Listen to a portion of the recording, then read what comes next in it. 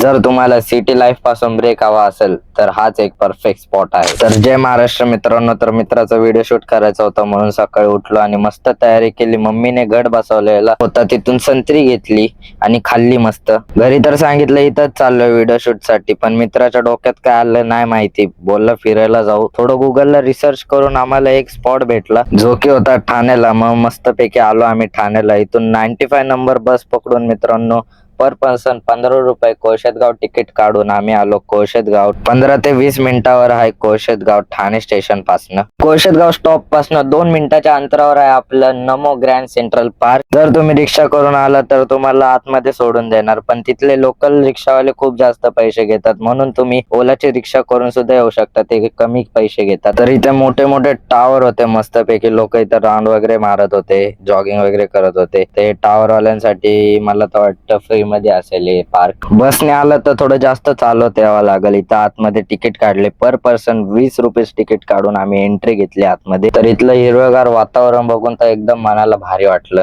तर इथं प्रत्येक बाजूला झाडांनी भरलेलं वातावरण दिसतं मित्रांनो. तर इथं प्ले झोन मध्ये आलो, तर इथं एकदम मोठा चेस आहे जो की तुम्ही खेळू शकता फ्री मध्ये. तर हे ठिकाण तर पर्सनली मला खूप आवडलं. या पूर्ण पार्क मध्ये पाण्याचं ठिकाण जे की पूर्ण एकदम भारी बनवलं. छोटे छोटे धबधबे, फाउंटेन वगैरे सगळं इथं मित्रांनो. तुम्ही नक्कीच इथं भेट द्या. टाइम नव्हता इथं मित्रांनो, नाही तर पूर्ण पार्क दाखवला असतो. खूप मोठा पार्क आहे. तर 11 वाजता बंद होणार होता म्हणून आम्हाला लवकर जावं लागलं. तर पार्कचा टायमिंग आहे सकाळी 6 ते 11 वाजेपर्यंत आणि त्याच्यानंतर दुपारी 1 ते रात्री 9 वाजेपर्यंत. तर मित्राचा व्हिडिओ शूट सुद्धा इथंच केला. तर हा ब्लॉग इथंच एंड करू. आवडला असेल तर नक्कीच लाईक, फॉलो, कमेंट करा आणि या नमो ग्रँड सेंट्रल पार्कला नक्कीच भेट द्या आणि मला नक्कीच कमेंट करून सांगा तुम्हाला कसा वाटला नमो ग्रँड सेंट्रल पार्क. बाय.